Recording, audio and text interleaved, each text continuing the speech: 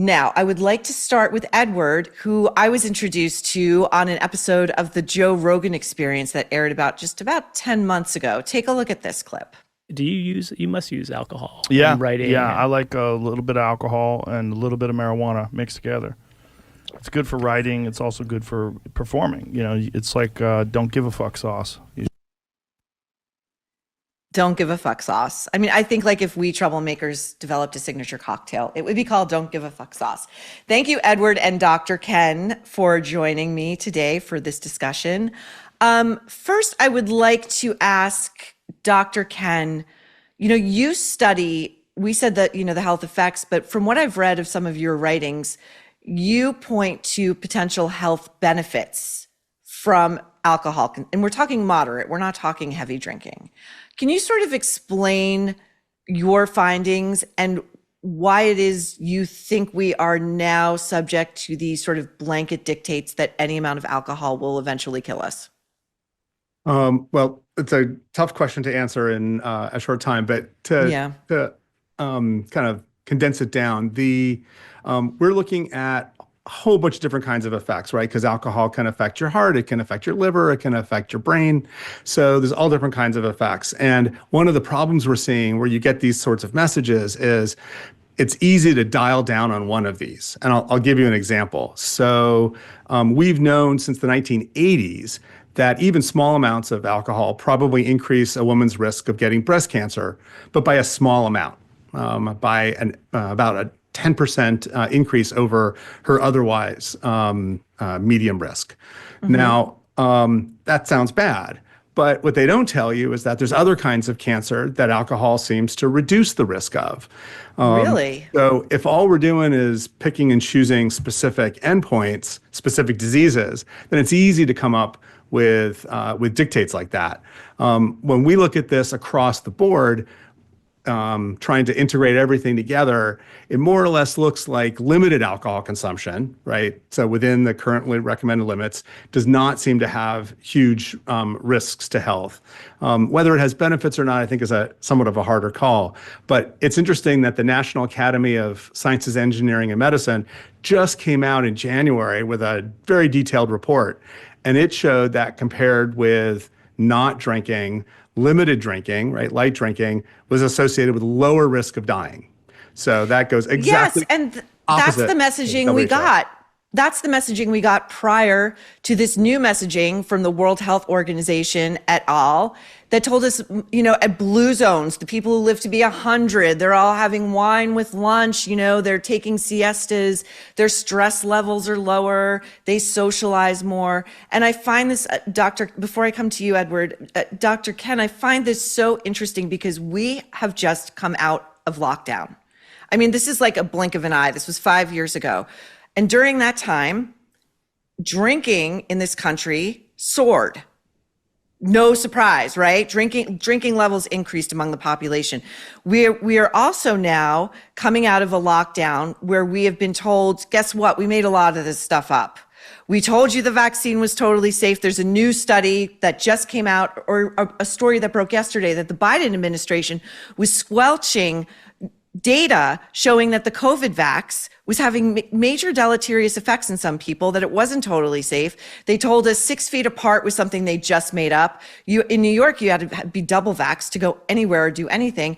And so I feel like there's this complete tension between like a government and a medical industrial complex that just told us 100% they knew for certain what we should all be doing to get through the pandemic.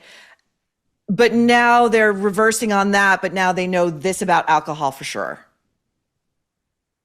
I can't speak to the whole vaccine question. That's not something I study. But I can certainly say that in this case, the data actually hasn't changed very much. That's why this panel could come out and show that, in fact, using the most up-to-date data, the risk of dying overall seems to be a little bit lower if you drink a small amount of alcohol relative to none.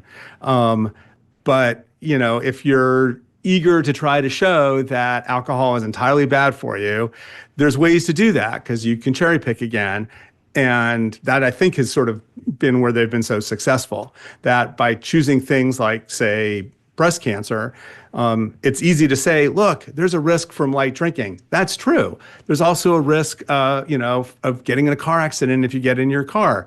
It doesn't mean that the risk outweighs the benefit, but it does mean that there's some risk. And I think that's sort of the misconception that we're seeing across the board here.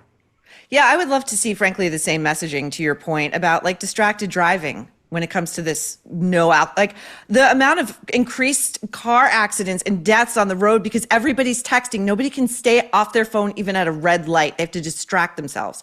And Edward, to this point, I wanted to ask you because I find your book fascinating. Your book is all about the evolutionary, like basically as soon as we split off from the Neanderthals and became fully formed humans, we've all been trying to figure out how to get fucked up, basically, right? They were probably getting messed up too. The whole, you it think goes so? It goes way back in our primate line. Yeah, there's some new data. Really? Chimpanzees are also using fermented fruit socially. So, yeah. Well, we see this once in a while with like bears breaking into like, Suburbans and like finding the beer in the back. Yeah. So I wanted to ask you what you make. So my theory, my base level theory is as to why humans have always wanted to alter their consciousness, whether it be with alcohol or any other kind of drug, is that we are the only animal, as far as we know on the planet, that knows we are going to die someday. And that everyone we love is going to die someday if we don't predecease them. And I think that's frankly a very heavy load to carry around on the daily. Like we all don't think of it all the time, but it's there. What do you make of my little thumbnail sketch of your book? Well, that is one of the functions of alcohol. It reduces anxiety. It gives you, I call this function the vacation from the self. So it gives you a kind of little vacation from cognitive control where you're not monitoring yourself as carefully as you normally do. And that's a very important individual level effect. But I also talk in the book about the social level effects of enhancing individual creativity and group innovation, enhancing cooperation, acting as a social lubricant, helping people to overcome cooperation dilemmas and trust each other in situations. So what I argue in the book is, we're unique in the animal world in devoting so much effort and time to altering our consciousness. We've been doing it, figuring out ways to get messed up as long as we've been doing anything in an organized fashion as a species.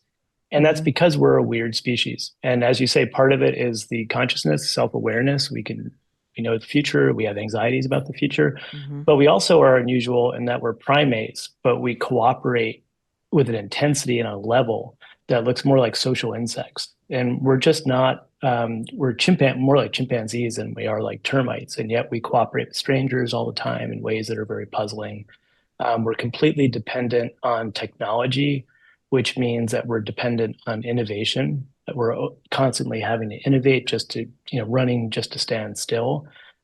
So we're a strange species. We're creativity dependent, we're trust dependent, in a way no other species is. And that's one of the reasons we've developed this cultural technology.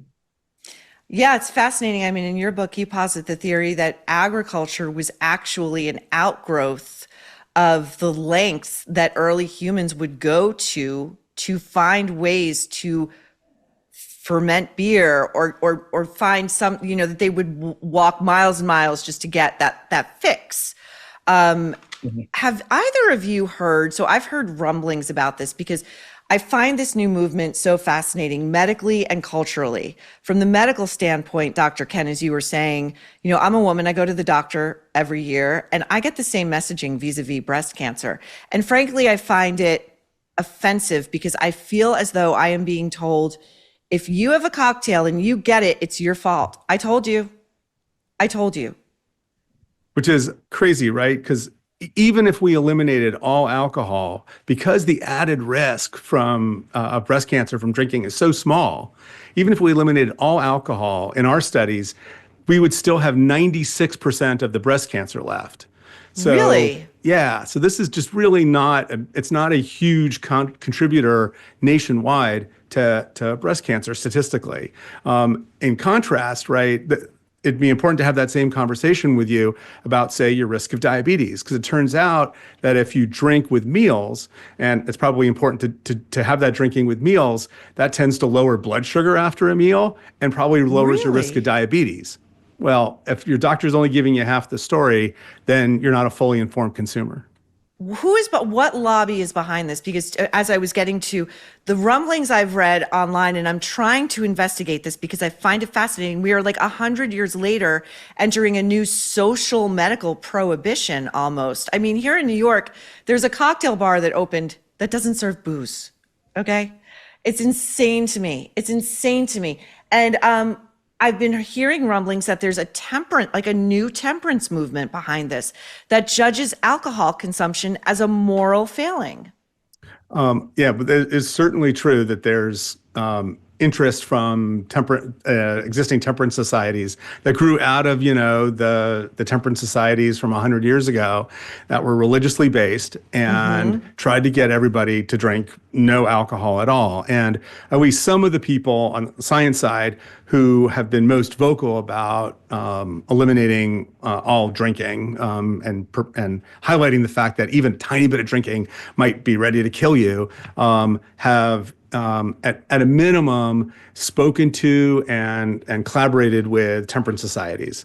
Frankly, that how I think are they getting a lot such more. a foothold, Dr. Ken? How are they? Because I'll tell you, in New York City, I walk by any number of hospitals, and the number of medical professionals I see outside smoking, or who I can tell tipple themselves. It's like there's a high rate of addiction in that world. Like, how is where are they getting their money? How is the temperance society affecting the medical industrial complex in this country? I wish I knew the answer to that, but it's funny that, if you look back at what the concerns have been over the last 30, 40 years in this, it's all about how the alcohol industry must be secretly, working with doctors to try to show that a little bit of drinking causes, is good for you, right? And so the concern about conflict of interest has always come from that side. Well, our research has never been funded by industry, not a single penny of it. And yet we've consistently shown, again, things like lower risk of diabetes and lower risk of heart disease associated with limited drinking. So I think part of it has been that physicians and researchers have been so primed to look for conflicts of interest from industry that they just totally miss the fact that there's a whole bunch of other kinds of conflict of interest. Religious conflicts of interest, there's personal conflicts of interest, and in this case, you've got temperance societies taking advantage of it. Edward, in your book, you speak about some of the brilliant minds who, one of my favorite quotes historically was Abe Lincoln when General Ulysses S. Grant was turning the tide for him. And, he was hearing that, well, he's a hardcore drunk, and Abe Lincoln said, well, I wish I knew what brand of whiskey he drank. I'd send him a barrel. I wish all my generals I would send all my generals a barrel. And, some of our most brilliant minds from Aristotle to Winston Churchill, Vincent van Gogh, even today, this is not booze, it's psychedelics. We think Elon Musk is, very big on psychedelics. Have you found any studies that try to find correlation between people who are really quite brilliant and maybe don't fit inside heterodox or orthodoxy of thought boxes and alcohol consumption? Yeah, well, I report there's only been one study directly exploring alcohol as a manipulation and creativity with a placebo control. And it found that if you get people to do about 0.08 BAC, so basically about when you shouldn't operate a motor vehicle anymore, your creativity peaks. So your ability to solve these lateral thinking tasks where you have to kind of make connection between unconnected things improves. And we know the mechanism actually pretty well. So the prefrontal cortex is a very important part of your brain. It's the most recent part of the human brain. And you need it. It's what allows you to, resist to sweet when you're on a diet and plan for the future and get up and get to work on time. But it also interferes with creativity. We have very good evidence that when the prefrontal cortex is in control, you're good at doing stuff like your taxes or adding numbers together, things where you go from A to B to C. It interferes. The things that make you want to drink, basically. Yeah, the things that make you want to drink. It's what it interferes with is your ability to make connections, to kind of make creative leaps. And so there's a whole body of evidence on prefrontal cortex interfering with creativity, developmental evidence that children are better than adults because their PFC is not as well developed. If you have a stroke and your PFC gets damaged, you suddenly get better on doing these lateral thinking tasks. So yeah, there's a huge body of evidence. So, I point out across the world throughout history, there's been this association of alcohol and artists, people who think of new things. And there's good evidence that this is not just a myth. There's actually some empirical evidence. Interesting. I would love to see more studies like that. I also thought it's very hard to get human subject approval to do studies like that. That's why there's only one. What do you mean human subject approval? Like you mean from to do a study, you have to get approval. You have to get approval from the university. There's usually an ethics board at the university, and they have to approve the study. And it's very hard to get human subject approval if you're doing an alcohol study. But they've done tons of studies with LSD, right? I wouldn't say tons. But there's been enough in terms of psychopharmacology. It's interesting to me because I just want to say two things. I know my time with you guys is sadly coming to an end, and I do hope you'll come back because I think this is going to be an ongoing discussion. To your point, there have been a lot of studies as well that willpower is a finite resource in human beings, and that goes to daily use of willpower. So as you said, you get up in the morning and you have your coffee and you get to work and you do your tasks and you pick up your kids and you're doing your errands and everything you're supposed to do. And by the end of a day, you're depleted. And as you say, Edward, in your book, most people do not opt, as we are constantly told on Instagram by wellness influencers, to go take a jog or do some meditation. They like to have a glass of wine. Could you please explain this in lay terms for those of us who are constantly being told we're failing if we have an evening cocktail? No, it's a ritual that helps mark the shift from the workday where you're on and going, doing things, to relaxation in the evening. The pharmacological effects, it's down regulating your self-monitoring, so you're not paying attention to yourself in the normal way you do. And it's the other big chemical effect of ethanol is it's boosting these feel-good hormones. So it's boosting endorphins, serotonin. It's making you more relaxed and feeling kind of good about your life, feeling good about yourself and other people. That's why it's used as a social lubricant universally. So alcohol's got these humans use it. My book is about alcohol is dangerous. If you're prone to alcohol use disorder, it can be a very dangerous substance. It probably has some negative health effects, but we've been using it as a species forever because it has these really crucial functions that are really difficult to replace with yoga or drinking a smoothie at the end of the day. It's just not going to have the same effect on your brain. Oh my God. I mean, I think that's so great. I think you're 100% right. And Dr. Ken, to that point, that great point that Edward just made, why is the medical community right now in lockstep and unable to have a nuanced, mature conversation about some of the salutary effects of alcohol, even if it's just making your day feel, you've ended a day, you've dealt with some stuff, you feel a little bit lighter, your stress level comes down. Why will the medical community in this moment not have that part of the discussion?